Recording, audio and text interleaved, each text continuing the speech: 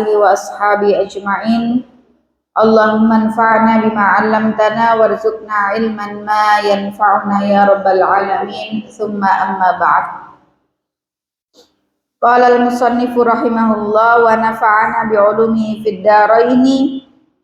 Wa hukiya anna al-imam asy-syekh al-jalil Muhammad ibn al-Fadl kana fi hali ta'allumihi la ya'kulu min ta'amis suqi wa kana abuhu yaskunu fir rastaq wa yuhayyi'u ta'amahu wa yadkhulu ilaihi yaumal jum'ah fara'a fi baiti ibnihi khubzas suqi yauman falam yukallimhu sakhitan alaihi fa'tadhara ibnuhu faqal mashtaraituhu ana walam arda bihi walakin ahdarahu syariki faqala abuhu law kunta tahtatu wa tatawarra'u lam yajtari syarikuka bidzalik wa hakadza kanu yatawarra'una falidzalika wuffiqu lil ilmi wan nashri hatta baqiya ismuhum ila yaumil qiyamah. Pada pertemuan lalu dijelaskan bahwasannya seorang santri harus memiliki sifat waro'. Apa itu waro'? Ya, menjaga diri dari perbuatan haram, dari perkara haram, dari perbuatan maksiat. Itu namanya waro'. Sehingga seorang santri harus memiliki sifat waro'. Ada sebuah kisah bahwasannya Syekh Muhammad bin Fadl ketika pada usia beliau mondok, ya, beliau tidak pernah memakan makanan pasar atau jajanan pasar. Pada pekan lalu sudah kita bahas. Kenapa? Agar kita tidak sesering mungkin atau kalau bisa menghindari jajanan yang dijual bebas di luaran. Kenapa kemarin?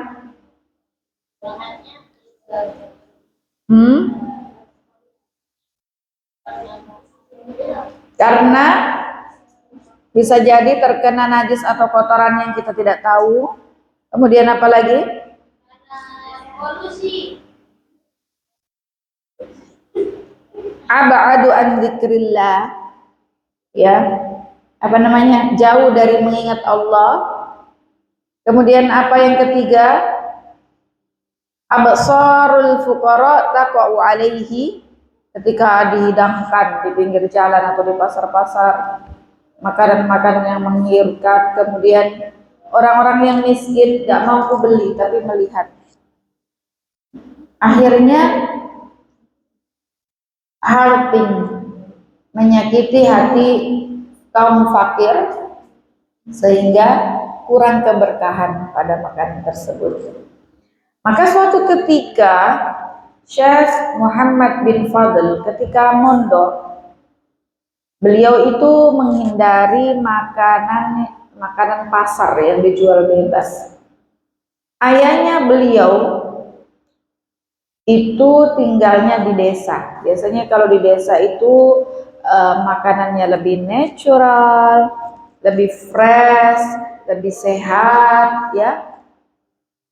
Biasa kita lihat food vlogger atau yang Cina-Cina itu memproses sendiri, ya. Kalau kita lihat reel itu dari nanamnya, panennya, prosesnya sampai dibawa pulang, sampai masak, sampai malam baru matang. Pernah lihat yang food vlogger itu, yang mbak-mbak itu loh, mbak-mbak Cina itu loh. Siapa? Li Xingyi. Umi suka lihat itu juga karena apa? Dia masak, nanam sendiri di kebun atau di hutan gitu ya. Nanti dia panen, kemudian dia olah sampai kemudian menjadi makanan yang terhidang di meja makan, dinikmati. Itu alami sekali ya, tidak mengandung kimiawi, junk food, fast food. Kalau zaman kita sekarang apa-apa serba instan, GoFood. Ya, tinggal pencet di Play Store, sudah di-download, pesan semua. Yang dipesan apa? Junk food, fast food, soft drink, exoter dan lainnya. Ya, sehingga apa namanya? Masih muda, badannya sudah encok, sudah kolesterol. Ya. Tapi kalau makan-makan yang alami begitu ya, pisang rebus, jagung rebus, apa namanya lagi, singkong kukus, itu masya Allah. Itu alami sekali, sehingga kebersihannya juga ditahu, kemudian apa namanya prosesnya, sambil masak kita sambil berzikir, sambil murojaah, sambil membaca Quran, sambil berdoa, sambil berzikir, tahlil, tasbih, takbir dan seterusnya. Ini masya Allah ya, luar biasa. Maka ayah beliau tinggal di desa selalu menyediakan makanan buat beliau. Makanya nanti kalau yang banat ya sudah menikah, masak sendiri, jangan sering beli. Kalau yang banin, cari istri, jangan cari istri yang malas masak. Walaupun istrinya juga wanita pekerja misalnya, bukan hanya ibu rumah tangga, tapi juga misalnya sebagai guru, sebagai dosen, sebagai dokter, atau sebagai PNS dan seterusnya, maka diusahakan untuk bisa masak buat anak istrinya, buat suami dan anaknya. Karena makanan itu bukan hanya sekedar memasak ya, bukan sekedar kita memasak selesai, tapi kita menghidangkan cinta buat keluarga kita. Ya, kita menghidangkan masaknya dengan penuh cinta, dimakannya lezat, anak suaminya bahagia, kemudian dipuji-puji, masya Allah lezatnya masakan Umi, enaknya masakan Mama. Itu akhirnya tumbuh menjadi daging buat anak kita, tumbuh dengan makan makanan yang sehat, halal, thayyib, masya Allah. Ya, sehingga ketika hari Jumat waktunya penjengukan ini. Kalau kita hari Ahad, ketika waktu penjengukan hari Jumat, ayahnya menjenguk putranya ini. Nah, pada suatu hari ayahnya itu datang melihat ada makanan kayak roti gitu, makanan dari pasar ya, dari luaran. Maka ayahnya bicara kepada Syekh Muhammad sambil raut mukanya tidak ridho, marah. Kenapa kok makan makanan jajanan pasar? Ya. Kemudian beliau mengetahui kalau sang ayah marah, beliau menjelaskan kepada ayahnya, roti ini aku gak beli. Bukan saya yang beli, Abi, ya. Lagi pula saya enggak suka dengan roti itu, tapi roti ini adalah dibawakan temanku. Jadi temanku yang kasih. Ketika penjengukan, Nurul kok punya roti ini dari mana? Namanya tanya, kenapa kok makan pedas, habis seperutnya, dari mana ini? Dikasih temanku, misalnya. Nah, maka kemudian sang ayah berkata, kalau kamu memiliki sikap sangat hati-hati, memiliki sifat yang warok, temanmu tentu nggak akan berani mengasih roti tersebut. Nah, kalau diketahui, bawa misalnya katakanlah ciki begitu ya, kasih Yasmin misalnya. Temennya, enggak bakalan Yasmin makan begitu. dia anaknya Masya Allah sangat menjaga, jangan yang ada fitsinnya gini-gini, maka temannya nggak bakalan berani untuk kasih, ya nggak? Contoh, ya, temannya nggak akan berani kasih kalau sudah diketahui sifat waroknya itu, berhati-hati, ya. Nah, demikianlah bagaimana para ulama sangat berhati-hati dan memiliki sifat warok. Karena itu mereka kemudian Allah Ta'ala berikan pertolongan dari Allah, taufiknya, sehingga bisa mendapatkan ilmu yang bermanfaat dan kemudian bisa mengamalkan, memanfaatkan, menyebarkan ilmunya sehingga namanya harum sampai hari kiamat. Makanya hal yang perlu diperhatikan adalah faktor makanan bagi seorang penuntut ilmu, bagi seorang santri. Jangan sampai makanannya didapatkan dari makanan yang haram sumbernya, walaupun yang dimakan halal, ayam bukan B1 B2 ayam, tapi ayamnya misalnya naudzubillah min dzalik, sumbernya dari korupsi, uang korupsi yang dibeli yang uang korupsi kemudian digunakan untuk membeli ayam itu. Halal nggak? Nggak halal, ayamnya halal, zatnya halal, tapi proses mendapatkannya tidak halal. Haram. Wa malbasuhu haram, wa syarabuhu haram, wa hudiya bil haram, fa anna yustajabu lahu.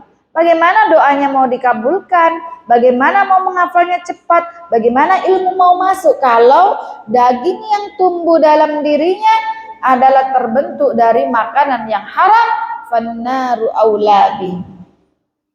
Maka neraka lebih tepat untuk dirinya.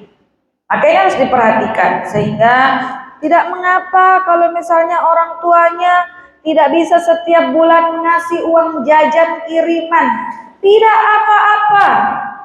Yang penting Umi Abi adalah yang dikirimkan buat saya ini adalah yang halal, sumbernya halal. Jadi harus sabar. Nah, mungkin ada di antara santri yang tidak dapat kiriman dari orang tuanya, tidak dikasih uang jajannya. Tidak mengapa, sabar. Insya Allah di pondok tidak kelaparan. Makan ada sehari 3 kali, minum gratis. Qanaah, sabar, terima masakan yang sudah dimasakkan di dapur pondok. Insya Allah sehat, bergizi, memenuhi standar 4 sehat 5 sempurna. Halal lagi thayyib. Jadi misalnya orang tua anak minta maaf gak bisa bawa kasih uang jajan, tidak apa-apa Bu. Ya, jadi harus sabar daripada kemudian sampai orang tuanya sedih nggak ada uang, akhirnya menghalalkan segala cara mau. Tidak. Lebih baik menahan lapar, menahan jajan. Kalau menahan lapar sih enggak, di pondok pasti dikasih makan. Lebih baik menahan tidak jajan daripada makan dari sumber yang haram. Jadi harus sabar. Nanti pertanyaannya, wa wassa faqihun min zuhadil fuqaha'i talibal ilmi. Seorang faqih, seorang ahli ilmu fikih yang zuhud telah memberikan wasiat kepada para santri. Apa wasiatnya? Alaika an yataharraza anil ghibah wa an mujalasatil miksar. Yang pertama, nasihatnya bagi seorang santri, bagi seorang penuntut ilmu, jangan kumpul-kumpul untuk berghibah. Apa ghibah? Gosip, ngomongin orang. Hendaklah seorang santri menjaga diri dari ghibah. Yang pertama, iya tuh Ustadz ini lo begini, mu'alimah itu lo begitu, ghibah. Atau teman kita yang itu tuh begitu. Jadi seorang santri hindari berghibah. Dan yang kedua apa? Wa'an mujalasatil miksar. Jangan duduk-duduk, ngumpul-ngumpul, kongko-kongko dengan orang yang banyak bicara, gak ada faedahnya. Apa? Omongannya banyak banget. Ke timur, ke selatan, utara, barat, gak jelas. Nah, hindari yang begini-begini ini. Maka kalau santri gak ada alasan untuk bengong-bengong, ngelamun, gabut, gak ada itu. Waktunya digunakan untuk apa? Ilmu, tilawatul Quran, hifdzul Quran, taqra'ul hadis, wa tahfadul hadis, wa turaji'ud durus, murojaah pelajarannya, murojaah hafalannya, menyiapkan hafalannya. Tidak ada lagi yang namanya santri gabut, bengong. Pernah lihat orang kesurupan? Apa sebabnya? Banyak bengong, ngelamun. Ya, kenapa? Karena capek. Adakah orang capek terus kesurupan? Tidak. Kalau capek ya istirahat. Kesurupan itu salah satunya faktor di dalam hatinya. Hatinya tidak bersih. Dongkol, dendam, benci, menyimpan amarah, suudzon, overthinking. Tuh kayaknya saya dikirimin dari itu tetanggaku yang tidak suka sama saya sehingga saya kesurupan. Itu suudzon itu. Padahal anti yang mempersilahkan jinnya untuk masuk ke dalam dirinya. Bengong, mikirkan yang halnya harus dipikirkan, akhirnya kesurupan. Maka jangan buka pintu dalam tubuhmu, tutup pintunya rapat-rapat. Ya. Jadi pesannya apa tadi? Jangan banyak kumpul atau duduk-duduk, nongkrong-nongkrong untuk berghibah. 2. Hindari majlis atau berteman, bermajlis dengan orang yang banyak bicara. Wa qala inna man yukthirul kalama yasriku umruka wa yudayyi'u awqataka. Kenapa kita harus menghindari orang yang banyak omongnya, banyak bicaranya yang gak ada faedah? Karena akan menyia-nyiakan umur kita, sia-sia umur kita. Bicara, ngobrol ngalor ngidur pada pembahasan yang gak ada faedahnya, anfaedah. Beda kalau yang dibicarakan, yang didiskusikan adalah ilmu. Apa maksud hadis ini? Beda. Tapi kalau ngobrol, bicara yang gak ada faedahnya, anfaedah, maka ini seorang santri itu dapat menjaga diri dan menjauhi orang-orang yang akhlaknya buruk. Jangan mau bergaul, jangan cari teman yang vibes-nya negatif, yang energinya tidak positif. Ini adalah bagian dari sifat warok, kehati-hatian kita sebagai seorang santri. Kalau sudah tahu nggak bagus itu dia akhlaknya, suka ngambil punya orang, sudah jangan bermanis manja bersama dia. Ya, jangan bergaul dengan orang yang rusak akhlaknya. Watta'tili fa innal mujawarata mu'assiratun la muhalata. Juga hindari orang yang suka nganggur. Santri itu harusnya banyak belajar, banyak murojaah, banyak muzakarah, tapi hobinya bengong-bengong aja, nganggur-nganggur. Hindari yang begini ini. Hindari teman yang seperti itu. Kalau ada yang masih begitu, bertobatlah. Jangan bengong-bengong. Daripada bengong, hafal Quran. Daripada bengong, baca Quran, murojaah. Karena kenapa kita harus menghindari orang yang akhlaknya buruk dan orang yang pengangguran, suka nganggur?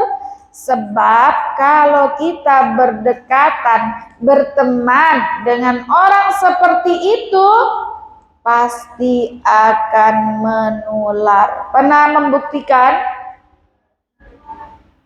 Bestian aja dengan teman yang malas, pasti akan ketularan malas.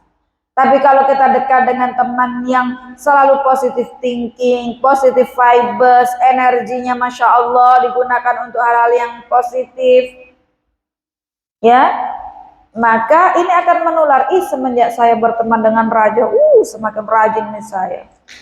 Masya Allah. Karena Raja itu sangat menginspirasi.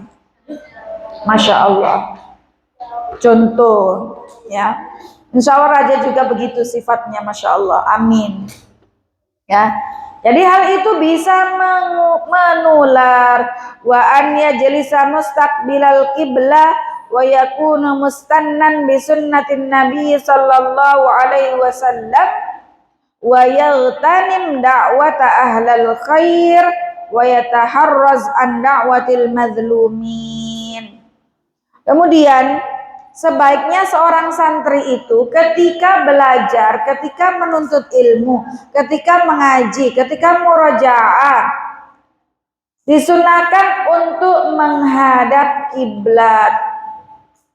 Walaupun menghadap timur, barat, utara, selatan, boleh nggak? Boleh. Tapi afdolnya menghadap ke kiblat. Ya. Dan mengikuti sunnah Nabi Shallallahu Alaihi Wasallam serta mengharap doa restu dari orang-orang yang ahlul khair.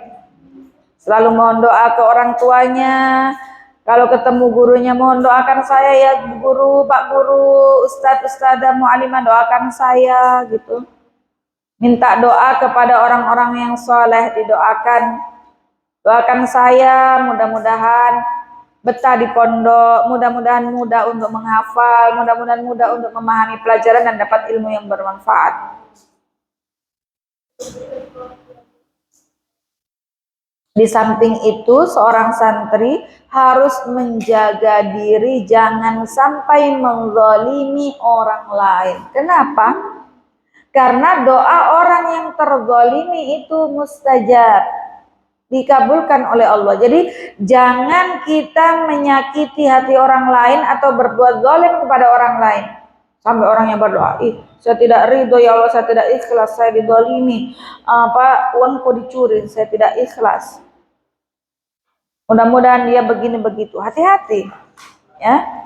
Wa hukiya anna rajulaini kharaja fi talabil ilmi lil ghurba wa kana syarikaini fil ilmi faraja'a ba'da sinina ila baladihima wa qad faqaha ahaduhuma wa lam yafqah al-akhar fata'ammala fuqaha'ul balda wa sa'alu an haliha wa tikrarihima wa julusihima fa ukhbiru anna julusal ladzi tafaqqaha fi halit tikrar kana mustaqbilal qiblah wal misril ladzi husila al ilmu fihi wal akhir kana mustadbiral qiblah wa wajhu ila ghairil misr. Dikisahkan ada dua orang yang sama-sama mondok nyantri di tempat yang sama untuk mencari ilmu. Nah, kedua orang tersebut selalu bersama selama mondok menuntut ilmu selama bertahun-tahun. Selalu berdua sama-sama. Setelah lama keduanya mondok, kemudian akhirnya lulus, sama-sama balik ke kampungnya atau ke daerahnya. Dan faktanya satunya berhasil menjadi orang yang alim dan pandai, satunya tidak berhasil, nggak pinter, nggak berilmu. Nah, dari kejadian tersebut, seorang alim di daerahnya berpikir, apa sebabnya ini mondoknya sama? Di pondok yang sama, gurunya sama, kenapa satunya pintar, satunya enggak? Satunya alim, satunya enggak. Kemudian diteliti, dikaji, ditanyakan pada keduanya bagaimana ketika waktu mondok, bagaimana adabnya ketika sedang mengaji, sedang belajar, sedang kajian. Kemudian didapatlah jawaban darinya bahwasannya kedua orang itu dalam segala halnya hampir sama. Bedanya, satu santri yang kemudian berhasil menjadi seorang yang alim itu, dia ketika belajar, ketika menuntut ilmu, ketika mondok, ketika halaqah, ketika kajian, ketika di kelas memperoleh pelajaran, dia menjaga adab-adab dalam menuntut ilmu. Contohnya memiliki wudhu, menghadap kiblat, menghindari, jangan sampai berbuat zalim kepada orang lain, ya. Sedangkan yang satunya, dia tidak menjaga adab-adabnya ketika menuntut ilmu. Sama gurunya berani membantah sama ustadznya, sama mu'alimanya juga pare-are. Nah, yang berhasil tadi, dia akhlaknya bagus sama gurunya, adabnya ketika menuntut ilmu. Maka jangan heran ketika ada santri yang lulus mondok, dulu di pondok biasa-biasa saja, pas lulus pondok dia sukses. Kenapa? Salah satunya keberkahan dan doa dari gurunya, dari ustadz-ustadzanya, dia menjaga adabnya. Sehingga saya doakan Nesha, mudah-mudahan Nesha jadi anak yang solehah muslihah, jadi orang yang alim, jadi orang yang berilmu, akhlaknya mulia, sukses. Amin. Walaupun di pondok biasa-biasa saja, tapi gurunya ridho, tidak menyakiti hati gurunya, tidak pare-are. Nah, ini salah satu faktor penting. Makanya harus menjaga adabnya pada guru-gurunya. Ustadz, ustadzah, muallim, muallimah, semuanya harus menjaga adabnya. Kami sebagai guru juga menjaga adab kami kepada kalian. Maka santri juga harus menjaga adabnya sama gurunya. Tidak boleh membantah, kalau diminta tolong, apalagi belum diminta tolong sudah gercep. Masya Allah, santri Al-Faraidi Umi baru pegang sapu, sini Umi, saya Umi. Masya Allah, luar biasa akhlaknya. Jadi didoakan, ya Allah, saya ridho kepada semua santri Al-Faraidi. Berikan kemudahan, kesuksesan. Allahumma ftah lahum futuhal arifin. Saya doakan semuanya santri-santri. Baik, naktafi bihadzal qadar, insyaallah nukmil al-usbu al-qadim. Ihdinas siratal mustaqim. Subhanakallahumma bihamdik asyhadu an la ilaha illa anta astaghfiruka wa atubu ilaik. Wassallallahu ala nabiyyina Muhammad walhamdulillahi rabbil alamin. Assalamualaikum warahmatullahi wabarakatuh.